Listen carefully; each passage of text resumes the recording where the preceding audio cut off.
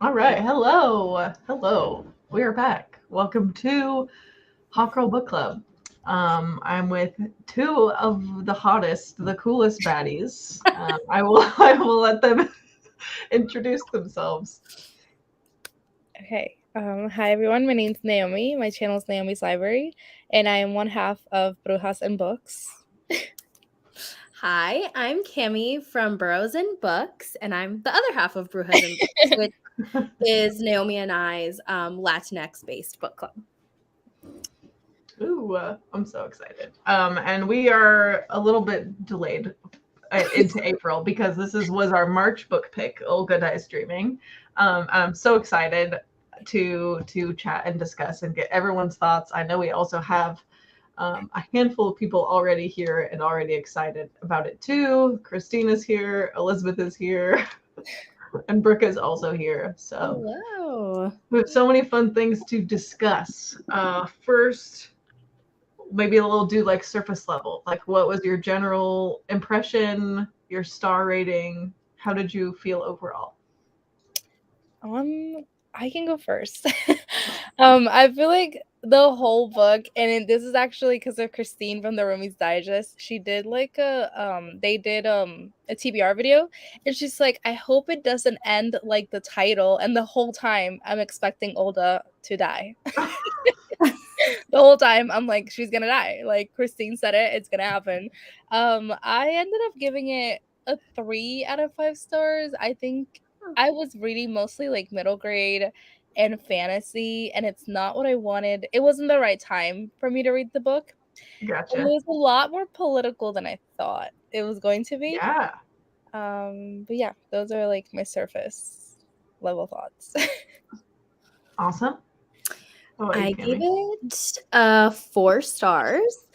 I really, really enjoyed it. I loved the writing, and I really liked the talks of feminism, as well as um, the dichotomy of like being Puerto Rican, being Latinx, and like how that interacts or counterbalances each other. Mhm. Yes. That was like my favorite thing about it too was I didn't expect it to be so political and talk so much about identity and all of those things, Mhm. but I was very pleasantly surprised about it. I gave this 5 stars actually.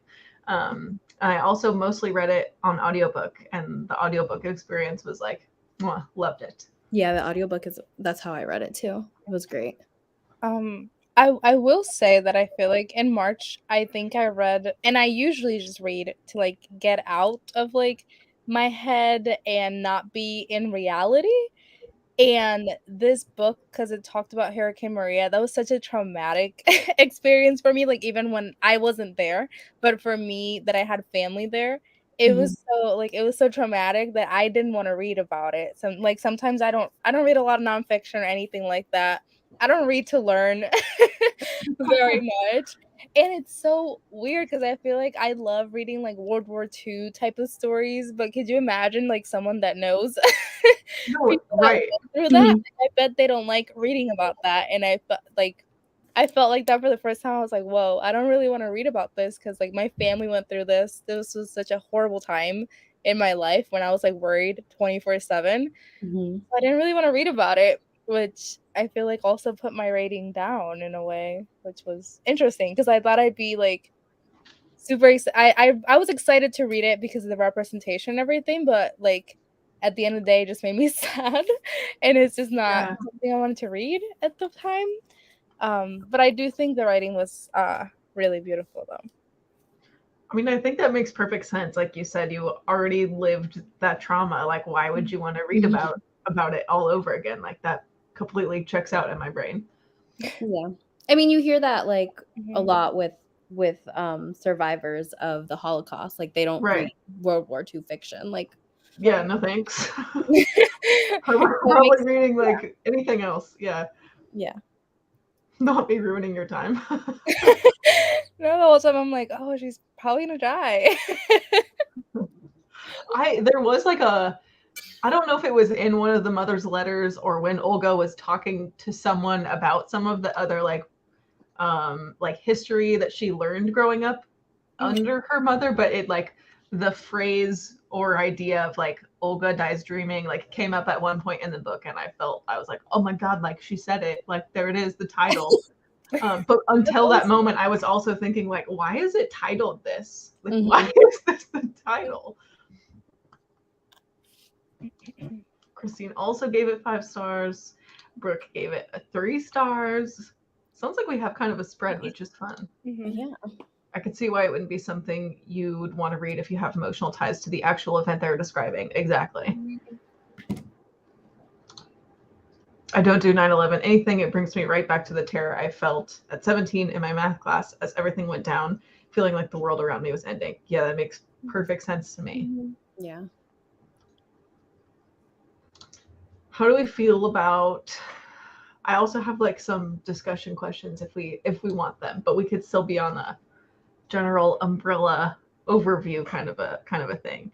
The opening scene kind of cracked me up because they're just talking about napkins, and it's like the whole first chapter is about rich people and napkins. And I remember reading the first chapter like, what have I done? What is this gonna be? And then the first I think it's like the first chapter ends on like, we go from rich people and napkins to a friend of hers in the industry is like dead. And I thought that was like such a cool start to the way it was written. Did you guys feel like it was a unique writing style? Especially, I think this is the author's debut. What stood out to you about like the writing or other little techniques that she did like that? Well, I really liked that it sort of kind of goes back to like the Latinx heritage, right? Because she's said she's going to save the napkins for her cousin's wedding, which is like a really big thing in Hispanic culture in general, like finding another use for something that you've spent money on. And so I really enjoyed that. And like, that really impacted me too, because my I'm not Puerto Rican, but my family is Cuban. And so like we come from a communist country, so everything has to have like another use. Like you're not going to spend money on something if it doesn't have you can't use it for something else. So yeah, it's the same in Puerto Rican culture, I think, too. And especially for like weddings and quinces, like you save everything. And like the napkin thing, or like the fact that she thought about her cousin, it's such like a thing that my family would have done too. Yeah.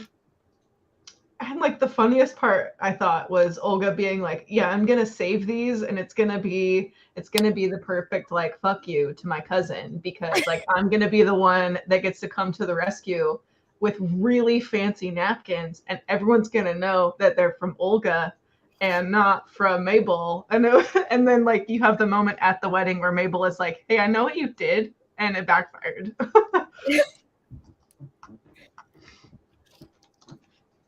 Christine said, I love the beginning. It took me completely by surprise and definitely set the tone for the book and also the author's writing style.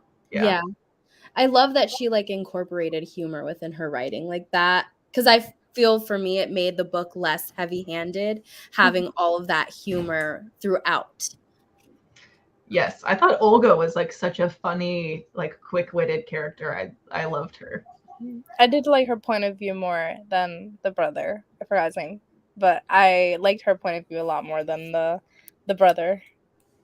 Same. Yeah. Prieta's chapters, I was like, my God, like, can he take a joke? Like, this man is living so seriously all the time. Like, his life is so hard. And then Olga was like, my life is also hard, but I can crack jokes about it. As someone who deals with rich people in my job fundraising, they are weirdly obsessed with napkins, and this tracks. Yeah.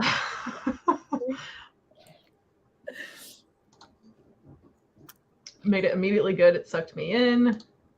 I'm also in fundraising. I used to be in fundraising. Me too. I would tape the napkins and repurpose them from the rich people. Fundraising unicorn. Oh, nonprofit life. Working while this live stream is happening. I have an event in a week and a half. Oh God. Do you have enough napkins though? The brother was also hella naive, bless him. Yes, let's talk about him. He was like Mr. Politician, but like idealized everything, like wanted to be like the perfect politician, like represent like Sunset Park and stand up for, people like him. And like one of his first scenes, he's like in the subway trying to be, or in like the subway station trying to like talk to the people about what they want him to do. And there's this like old lady who's like, I don't want to talk to you. You haven't done anything right. And he's like, well, let me carry your stuff and you could tell me why you don't think I'm doing anything right. And that just like summarized him for me, where he's like just willing to like take a beating to try and be a better person because of him growing up with their mother, I think. Yeah. What do we think about like the sibling dynamic that they had throughout the book?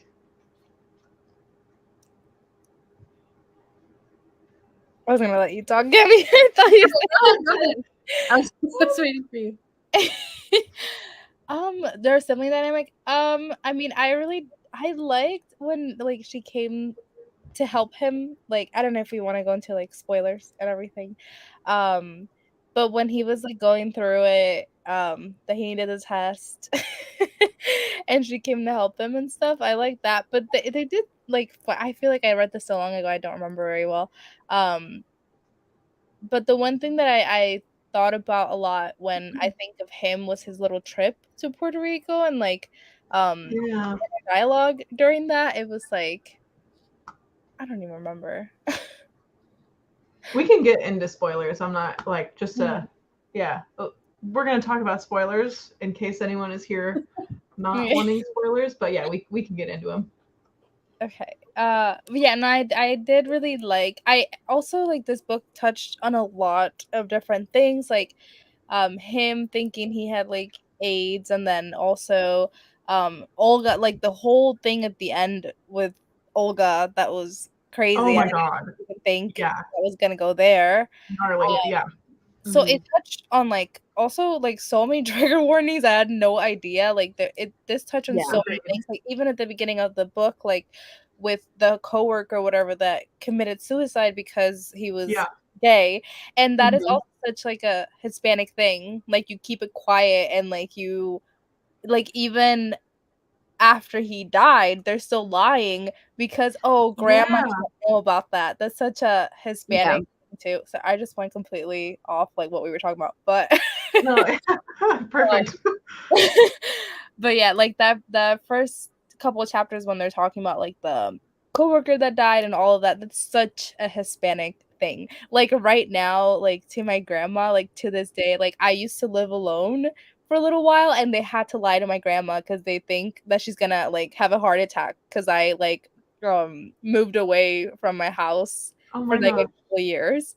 Or it's always like that in Hispanic families, and like that's something very small like with me, but like I know from like so many of my cousins that like they just keep stuff hidden from my grandma because they think that she's gonna like die or something. Like I don't know. Because the older generation was very much more like you don't leave your house until you're married, like, and the male's role is to go out, make the money. The female's job is to stay home and raise the children. And obviously, if you don't fit into those norms, it's like, well, we can't tell abuelita this because she's gonna die. And like the drama. Yeah. So fragile. Holy cow. I was just discussing napkins in a meeting. We should have had enough, but we are renting them. Centerpieces are the current conundrum. Gosh. Yeah, like when we've had weddings, we like take the centerpieces. Like we'll like Keen's does too. Yeah. Oh my gosh. I literally did that at work. Like they were like, "Oh, does anyone want the centerpieces? What do I need? A whole 5 centerpieces? I'm not having anything." And I was like, "Sure, I'll take them." Like, so yeah. Oh my god. my boss, this is really off of the topic, but my boss is French, and one of his good friends we work in like a complex, basically. There's like 30 little wineries like all next door to each other. And the manager next door to where I work, his mom so he's Mexican, his mom is Mexican, and his mom and my boss are in this like Tupperware war where it's been going on for months. And like my boss gave her like a Tupperware of something, and then Hugo's mom filled the Tupperware and brought it back to my boss. And my boss was like, well, she brought me food in a Tupperware now I have to fill it up again and give it back to her. And it's like an ongoing thing in Mexican culture and French culture that they do that. And now every time I see him with the Tupperware, I'm like, this is never ending. Like, what are we doing? But it's just a constant. He's like, it's generosity, it's hospitality, and I don't want to be ungrateful. I don't want to be wasteful. So I see a lot of similarities with like some of those things of, oh, well, we can't let this go to waste. We don't want to seem like we're not appreciative, you know. Mm-hmm. Cracks me up. This is a more nonprofit. I moved into nonprofit consulting, so I don't have to spend too much time with any one group of donors. Donors are a whole different breed. Yeah. I could tell that these characters and the author are older. I definitely agree, and it was really refreshing to read about characters like in their 40s and older.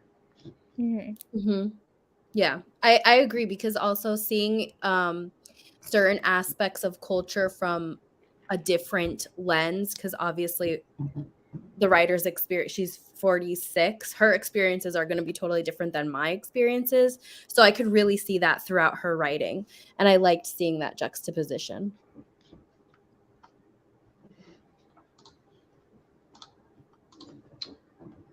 You take them to this event, my house is always a histamine nightmare. Oh my goodness. Loved having a 40-year-old main character. Same. She was so like on top of her shit, and she had this confidence, both in herself, in her relationship, in her business, her career. She's like, I like to live alone, I like to sleep alone. Like, she just had her like preferences in life how she wanted it, and it felt like we didn't have to go through her discovering those things about herself. It was like her dealing with decades of family stuff, processing old wounds about relationships, and obviously like the trauma with her family, and dealing with like the stress of the hurricane happening. But it didn't ever feel like she was this like youngster that we had to like watch grow up. Mm-hmm. Can we talk about baby daddy Mateo? Yes, please. Oh, he was such a cinnamon roll. I loved him. Like the first scene we meet him in, I was like swooning. I thought he was so I loved him. Me too. He just seemed like, I mean, he also had his issues. Like he's yeah. It almost felt like the author gave him the hoarding issue, because she was like, well, all right, he's got to have something, because everything else, everyone else does. So yeah, everything else about him was so wholesome and healthy. Like the way that he stood up for his own boundaries, and like he took care of her and was worried about her. I loved him, and I loved the way that he like encouraged her to have a healthier relationship.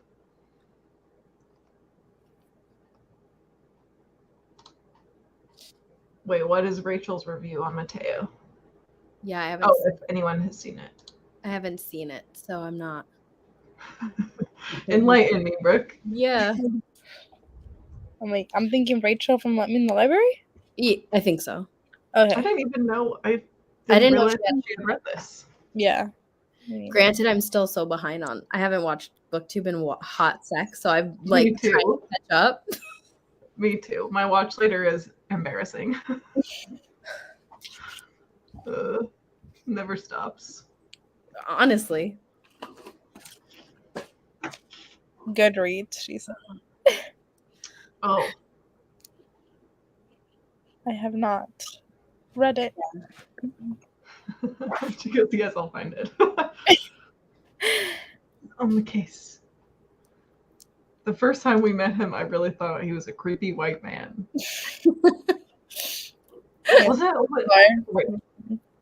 Was that when she's like in the dive bar? Is that when they meet? Or is that like their first date? Sitting at the bar hitting on her. Yeah. Yeah, when he's hitting on her, yeah.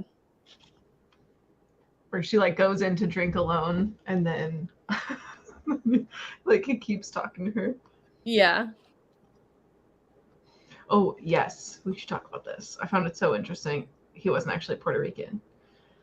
It's almost like it was like this weird confession he told her, like, oh yeah, actually I feel like a whole different thing, and like my family but not my family, and like his identity was really interesting to me too. Mm-hmm. Yeah, grew up around the culture, so he adapted it. Yeah, I mean, he didn't know anything else, so he is. It's just like, I mean, if you were born in another country, you and your family is not like I have a lot of Americanisms because I was born here. Yeah. So, which might be a fun segue to talk about their mother. That little biatch.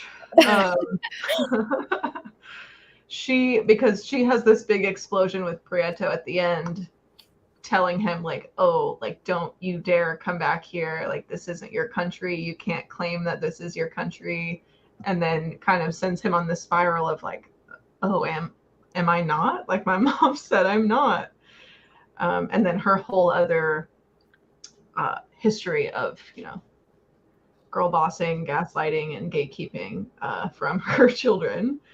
How did you feel about the way that her point of view started with like the letters and everything? At first I was like, maybe she's not gonna be so bad, because I was like, I understand wanting to fight for your country and having a love for your country and wanting to improve that, but it seemed that that was so much more of a priority for her than like her actual role as a mother. Like, why even have kids? Like, you don't have to have children if that's the life that you want to lead. And she sort of like threw all her issues onto them.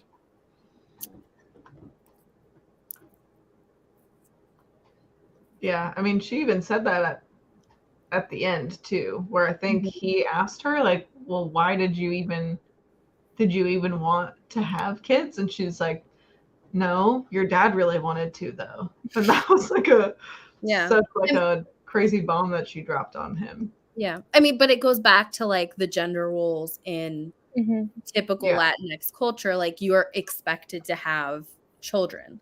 Like, I'm sure if any of my cousins ever told anyone in our family that they didn't want to have kids, someone would probably pass away and like die. Like, or my girl cousins, like, which there are very few because I only have one older girl cousin, but like that, I guess she couldn't fit into the norm of her lifestyle without having kids. Because like, what is she going to tell her husband once they're married? Like, we're not going to have kids. Yeah. And she's not going to live the life that she wanted. So I guess she just chose like the easier route.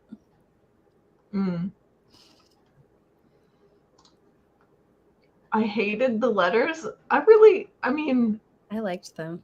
I liked that it was like a little bit of a different format, and I liked that you got this peek into what she was saying to Olga, but it was like still so distant. Yeah. And was like so clearly a different tone from like what Olga was saying in her head.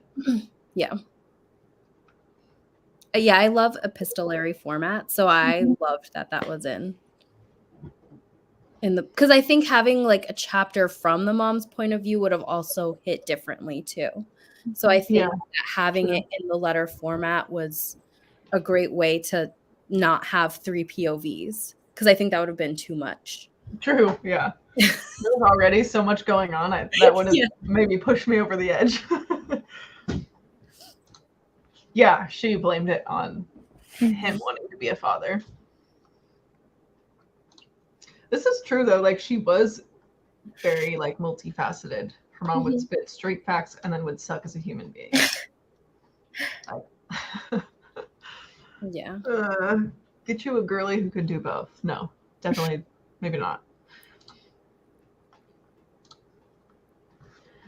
I remember vividly the part where her mom was writing Olga and she was asking all the questions about the singer. Oh, her last relationship from like 10, 15 years before the book starts. Was that Reggie? Or was that a different?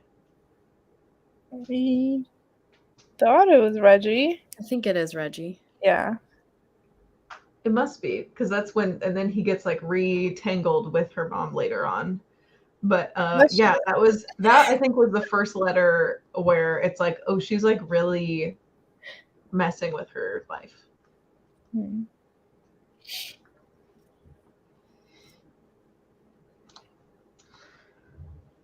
What do you have in common besides being Puerto Rican? Does he ask you what you want? Does he ask you your opinion in front of his friends?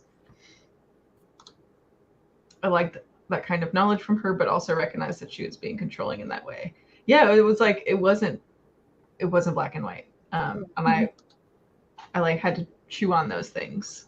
And I don't think it was never genuine either. Like she doesn't actually care if she's getting those things. Like if you come down to it, she's not gonna care. Right. Yeah. Well, and that was just like at the end where she talks to her mom for the first time in like 25 years, only for her mom to be like, oh, you need to go use your little connection. I saw a photo of you and get that man to like sell us solar panels. And Olga is like, well, I don't want to tell my mom that we're not together. I don't want to tell her I don't want to do it. And I don't want to tell her that I'm dating someone else. And it turned into this like horrible thing that her mom just felt like she had the control to even like ask that of her. It was crazy, which I guess, yeah, is like what happened with Reggie too. Oh yeah. Okay, yeah. So then she gets a hold of him and turns it into her own agenda.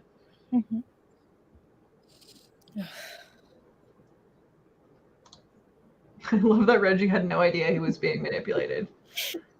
He was also kind of a sweetie in like a different way. Yeah. Didn't he have like what was his ending? He like invested in solar or something at the end because maybe it was Olga Prieto. One of the two siblings like had it out with Reggie and was like, you're being manipulated. Like, what are you doing? Yeah. I think it was Olga. But I've read this so long ago. I'm like, oh, I don't remember. I know. It's not like fresh in my mind. Asking her to sleep with that rich white man for solar panels. Yeah, that was something else. Reggie annoyed me. he definitely annoyed me at first. And then by the end of the book, I was like, oh, like he's also a victim. Couldn't see past his own ass to know that the mom was not a good person after literally knowing the mom broke them up. Yeah, that's true. Simple, I guess. Yeah.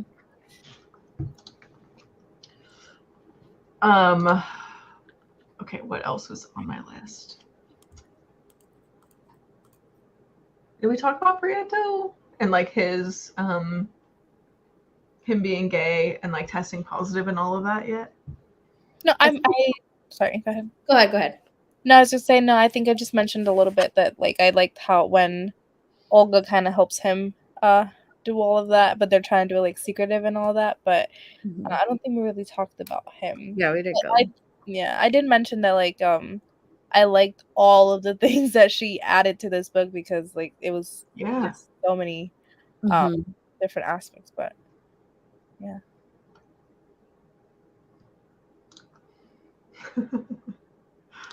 The whole part gave me a panic attack. Yeah.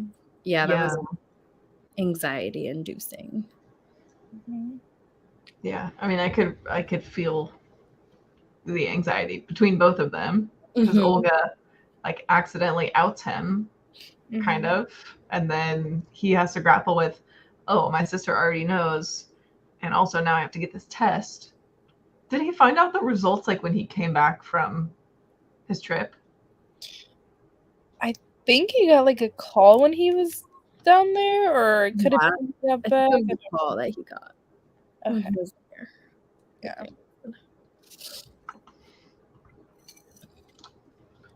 The author glossed over the impact on his wife a little for me.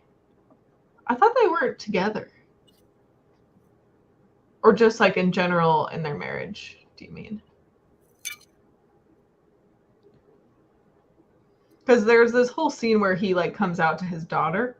Mm-hmm. I don't think we really got that with the mother of his daughter. I don't know if they were still together or not. I didn't think that they were still together. Yeah. I don't think so I either. don't think so. Not to say that it wouldn't have been like an impact on the family, but Yeah.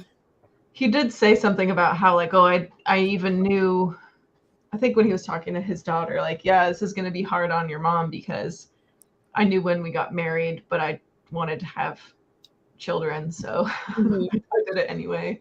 Wild. Yeah. And I mean, I can only imagine, like, because of how stereotypical his mom is, what that would have been like for him to come out before even like getting married and saying, well, I want to have this same kind of life, but with a man. Right. That just wouldn't, I mean, he probably would have been ostracized even more from his Puerto Rican identity. Yeah. Because I mean, now like it's much more widely accepted, but he's a different generation than I am. So like when he was young, it would not have been accepted at all. Mm-hmm.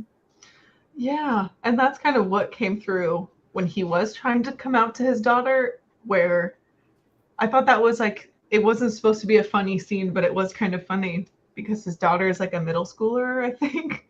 And he like, as if he's going to go into this big discussion, and he's like, do you like anyone? And do you like boys? Do you like someone besides boys? And his daughter was like, why are you being weird, Dad? And he goes, well, because I like boys. And she's like, cool. Yeah. What else? And he like had prepared for it to be this like huge conversation. And his daughter was like, whatever, awesome. Happy for you. Made it really clear like the divide and just like their generations.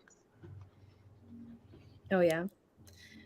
And I think him also keeping this secret kind of made him overcompensate in his political career too. Mm-hmm. Because he just like wanted to be the perfect politician, the perfect Puerto Rican politician. Like, so that's why he was always like, he would say in the beginning that he talked about how he always was having like town halls and he always wanted to get everyone like involved.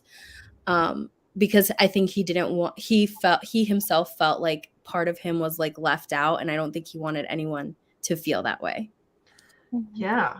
I mean, that's even why like he gets into trouble and like his mom like I don't know, like excommunicates him because they find out that he was being blackmailed by these like other slimy politicians because they're like, oh, we know that you're gay and your constituents, and you know they probably wouldn't appreciate that, and he thinks it's such a big deal, so he like accepts their blackmail and votes to like continue their like gentrifying agenda. Mm-hmm. And then has to tell his mom like, no, Mom, I was being blackmailed. And she's all, well, I hope it's for something more interesting than you liking men.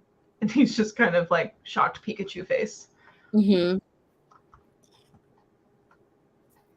Okay, he was separated from his wife. Oh yeah, still married her. Yeah, which is messed up. Mm-hmm.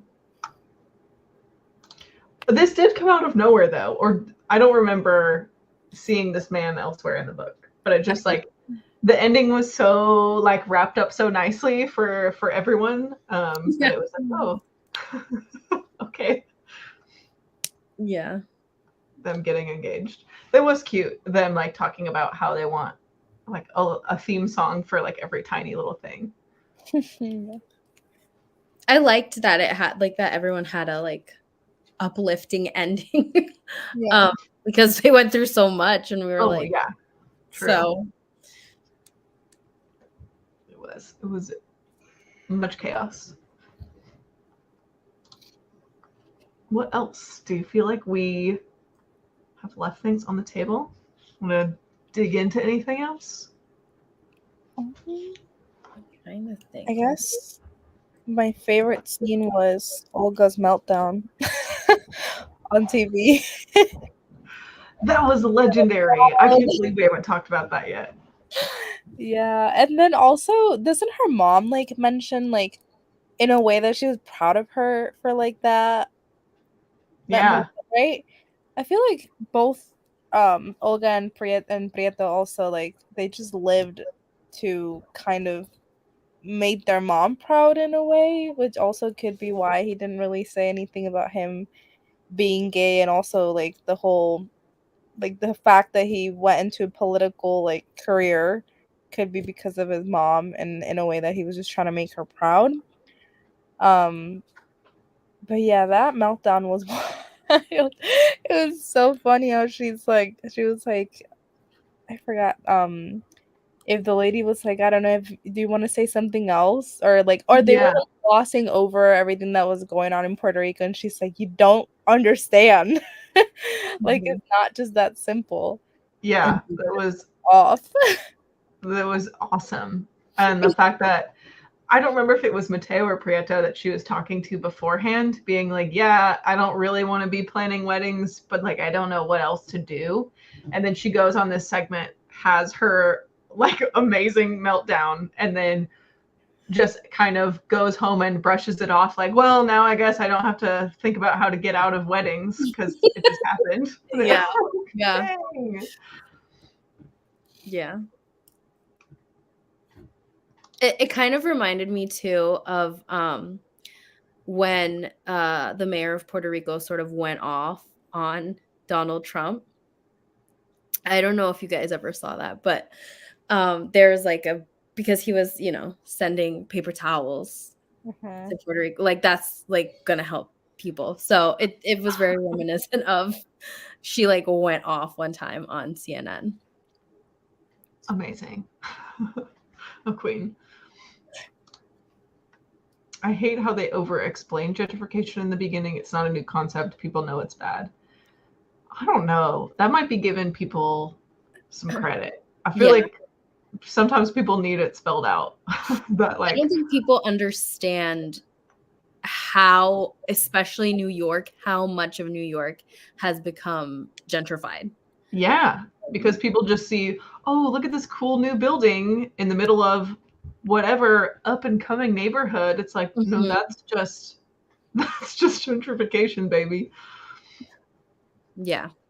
So I mean, I understand for like some people that it could be over explained because like obviously I think all three of us understand what gentrification is, but if you're coming at it from an audience who, especially this was a book of the month choice, I feel like that reaches a wide audience. Maybe they would never have picked up a book that is like Olga Dies Dreaming. So I think it's important to have. Yeah, I like that they took the time to go into it and explain why it's harmful. I mean, Prieto goes into it, and even like there's this like really sweet, wholesome twist ending with Mateo where he's like this like secret superhero who's like anti-gentrification, which was really fun. And I don't think that would have landed as well if she hadn't taken the time in the beginning to talk about like how big of a deal it was. Yeah. The meltdown was so cool. Definitely one of my favorite scenes. I don't know how I felt about the meltdown because I kind of hated that the mom was proud of her for it. True. Because that's when, like, what was her aunt? The Aunt Karen? Aunt Karen, like, comes into Olga's place and is like, your mom's on the phone. And that's, like, the only time that her mom has said, like, oh, I'm proud of you, Olga. And Olga has this weird, like, identity crisis moment about it. Mhm. I hated that it made her spiral that way. That's true. Yeah. I remember that clip. Yeah. I thought it was common knowledge. I wish it was, but I don't think it is. I mean, even if you like watch like a lot of like beauty vloggers or like lifestyle content, people who live in New York, they're always like, well, this is like a really cool up and coming Yep. area of New York City, and like there's so many new bars, and I'm like, but you do understand that that's part of gentrification, like that part of the city is being gentrified, and I don't think it is common knowledge, like that would go like right over their head. So if they did read a book like this, I think it would sort of open their eyes to what's going on in their very own city. Yeah. The aunt, though, not Karen, but her other aunt that basically raised her. I thought that was the grandma. Or am I losing it? I think it was her aunt.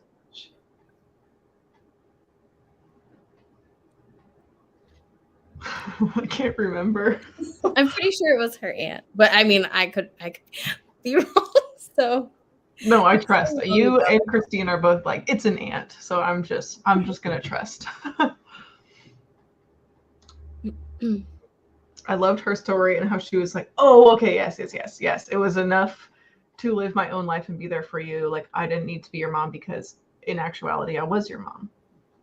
Yeah, now it's all coming back. The lesbian auntie. Yes. I guess I like books that put more responsibility on the reader. True. I like a balance. Yeah. I thought you had a lesbian auntie and a grandma. You're right. The granny did raise her. Basically, the whole family did. Because the mom left and the dad was indisposed. That's such a good way of saying it. There was so much in this book. I can't believe it was all like packed in there. Yeah. It was short too. It was. Yeah, it went fast. Yeah, I think I finished the audiobook in like within like a day, because the audiobook was spectacular. So I was just like loved it. Yeah. Right. And her grandma were incredible. Yeah. They really packed it in. What about the dad? I don't feel like we got much from him except for like from Olga and Prieto's memories. Oh, we had that one moment because Olga's talking to Mateo about the records and how Olga is like, after their dad died, she like destroyed his collection of records because that was the one thing he like never sold for drugs. And so that's how Olga like grieved in her rage and regretted it.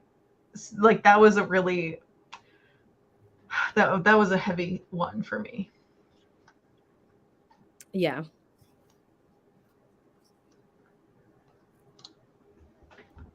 But he also had, like, he died of AIDS also, right? Was like the dad's story. Yeah. I think that. Yeah, he did. Oh yeah.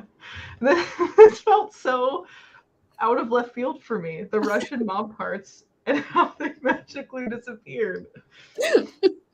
That was like maybe the one thing where I was like, wait, what? The Russian mob? Yeah. That was a little wackadoo. I don't even remember how Olga got involved with them. Me either. She was like money laundering for them. I think, yeah. I just remember it being so out of left field. I was like, what is this? What's happening? Yeah, the funniest part that I remember it was like not actually funny, but it was funny the way it came across was where she finally goes over to Mateo's place to have this huge heart-to-heart about like, oh, I'm gonna tell you everything. And the first thing out of her mouth is like, so I've been working with the Russian mob. And he's like, okay.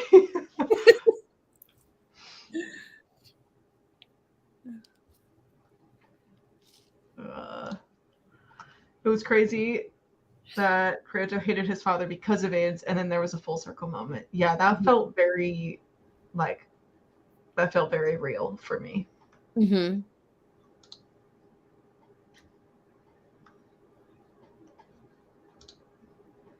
Still friends with the mob in the end. Yes, he did die from AIDS. I learned so much about sexual health from this book too. Yeah. True. Yeah, I was looking up a lot about the AIDS pandemic because I obviously was not alive during that time. And I actually was listening to a podcast with Dr. Drew, and he used to work in the AIDS ward. And he said, I didn't even know that AIDS was like 100% fatality. Like if you got AIDS, you died. Like there was no surviving. And I was like, oh my gosh. So I like went into this whole of like looking stuff up too. Yeah. You ever watched the movie, the controversial movie with Jared Leto and Matthew McConaughey? It's about the AIDS pandemic, but Jared Leto won like the Oscar, and obviously yeah. I never watched the movie. Yeah, I forgot the name of it, but it did teach me a lot about that too. Dallas Buyers Club. That, yes. There's speaking of like controversial ones, there's a book, The Heart's Invisible Furies. The author is like not great, but The Heart's Invisible Furies is like a long book about what it was like to be gay in like the 60s and dealt with a lot in like AIDS and all of that. And also a little bit in what was that book? So much mixed reviews, but I loved it. The Immortalists by Chloe. Yes. Have either of you read that book? I DNF'd that book. Oh my god, I love that book, but I understand why people hate it. But I didn't hate it. I was just like, it was like a soft DNF. Like I'll come back to it one day because I just wasn't in. Since I'm a mood reader, I was just not in the mood for it. So the writing was beautiful, but yeah. I think I was listening to it on audio. I think I need to read it physically. It was a good physical read. The blackmailing and the Russian mob's parts were so unnecessary. Yeah, the Russian mob felt very odd. Yeah. like it was like almost. I almost felt like it was supposed to be funny, but I know it wasn't. Yeah. Mateo was a king. Agreed. Oh my god, him at the wedding where he was like dancing with everyone. It's just so sweet. Precious. Loved him.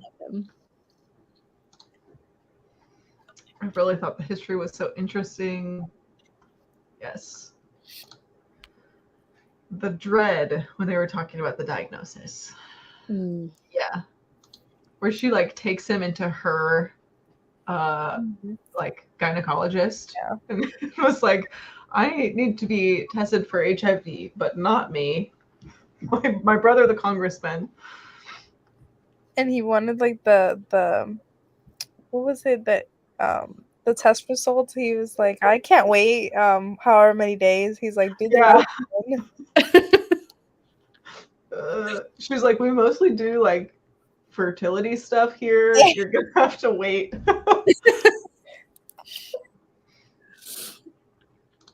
Dallas Buyers Club. Mateo didn't have enough depth to me.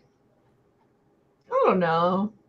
I felt like it wasn't like Mateo's book, you know? I felt like he had enough depth. He was a hoarder and like he like lost his mom and with the money from that bought these other properties. Yeah. But you're right that he wasn't like crisis. rich. Yeah. So Yeah, I don't know. I felt like there was plenty going on with Mr. Yeah. Mateo. yeah, I think he had depth. True. You know what we haven't talked about is Mr. Dick, aptly named Dick, and their relationship Mhm. that they had together. Like, what a piece of shit. And didn't she like was seeing him at the same time as she was with Mateo? Though they weren't official, but she was still seeing him too, and like she was scared to tell him that she met someone. I think Wait. there was like a little bit of overlap, but she'd been like messing around with Dick for a while, to the Mhm. point where Dick like left his wife and wanted Olga to like move in with him, and that's when she was like, I don't want to do that. Yeah. And then she called her, I mean, Dick referred to her as like a maid or something, because she like helped like a caterer at an event they were at, and he was like, you embarrassed me, like you can't be assisting like the staff at events. And she goes, later, loser.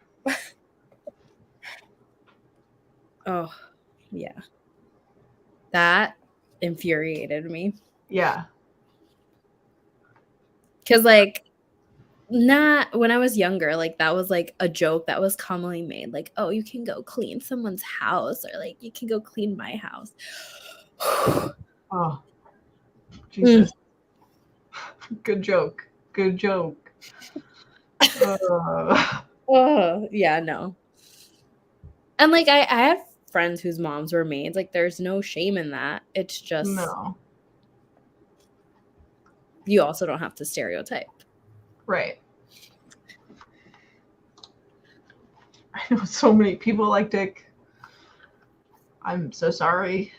Oh, unfortunately. And how they decided not to have kids, and it was all right. Yes.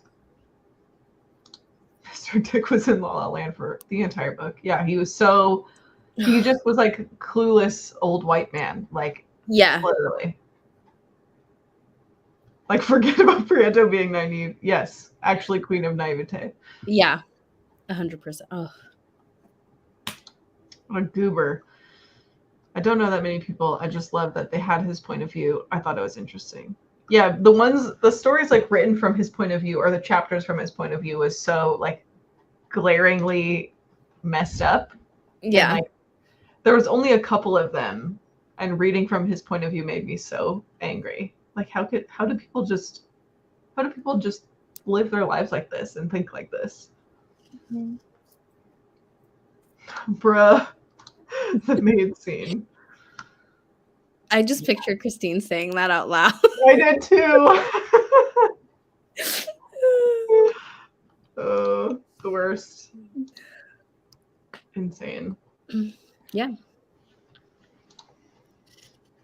I loved so much that she needed to be hit with that, honestly, because why are you with this old white man? He doesn't respect you. Mm-hmm. Exactly. And the fact that he created a nickname for her because he just didn't like her name was hated that. He's like, oh, Olga just isn't sexy, so I'm not gonna call you that. Who says that? Ugh. So offensive. Ugh. And that's a very traditional, like, Hispanic name. Yeah.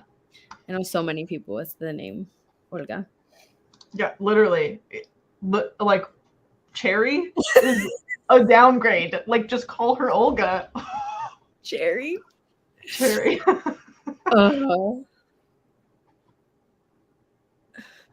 Yeah, the fact that he just thought by default, oh, perfect, now you can come live with me. And she's like, why would you assume that? Yeah. Wow. Do we have, I feel like we pretty much, now I'm feeling like we covered a lot. Yeah. Unless the Peanut Gallery has anything else they would like us to talk about. Do you guys want to talk about anything that you have coming up, or things that you would like to share with the class? I'll be going live tomorrow for reading sprint. That's yeah. No, I don't really have much going on right now. I mean, right now we're supposed to be reading, I haven't picked it up yet, but for the month of April, we're reading Blaze Wrath Games for our book club, our Latinx book club. We usually do our live show. Oh, sorry. What? Oh, I said that has to do with dragons, so yes, that'll be really YA fantasy. I'm excited to read it, actually. I just haven't been reading. But that's our April, Jesus. Our April book club pick, and we usually do our live show like the first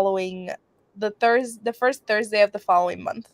Mm-hmm. If anyone's interested in joining. That sounds really good. I love a good dragon book. Yeah, it's like a competition book. There's dragons. I get it. You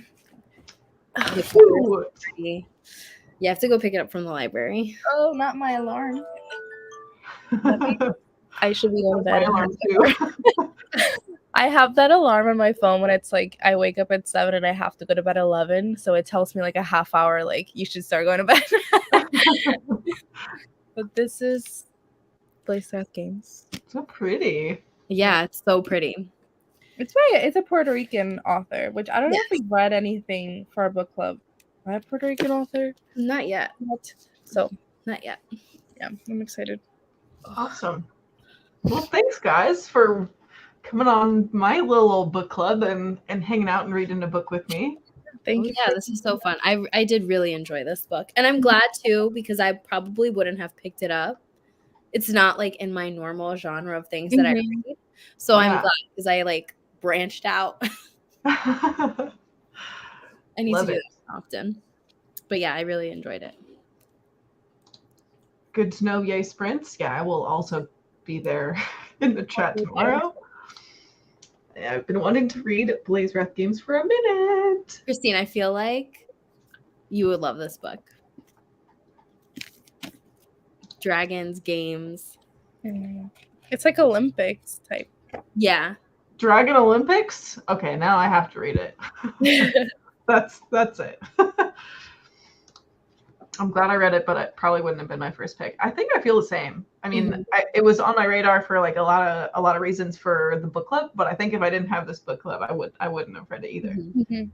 Yeah, I love the picks that you choose for your book club because they're so like diverse and so interesting. Like I've added my TBR. I'm so excited for Cleopatra and Frankenstein. Me too. Literally starting it tonight and so excited. Is it the May pick? It's April. Okay. So Jan and I, yeah, I think both of us are like, we'll just read it at like the end of April or early May. And I'm literally notorious for not finishing book club books for my book clubs or anyone else's book clubs until like the week of, the day of the problem. So I'm like, oh, maybe I'll give myself like a whole 2-week head start. Like, ooh. Yeah, I'm excited. I'm waiting for my hold to come in on that book, but I'm excited for it. I liked it too. It just wrapped up too nicely for me to rate it more than 3. It did wrap up with like a pretty clean bow. Also, too many things in one book. I had so many great conversations with my fiance though about this book. That's amazing. Awesome. Cleopatra and Frankenstein. Appropriate number of exclamation points. And I will see you next month, Christine. Yeah, that's our next pick for Hot Girl Book Club with Jan Agaton for like a few weeks from now for the first Wednesday of May for our April pick. Otherwise, I think I'm sprinting next Wednesday. I have to get that on the calendar, but that's what I have in the mix. That's all I have for you today. Thank you to Nahomy and Cami for joining me and giving your insights and lovely, genius, smart brain thoughts about this book. I had a blast. I will see you all next time.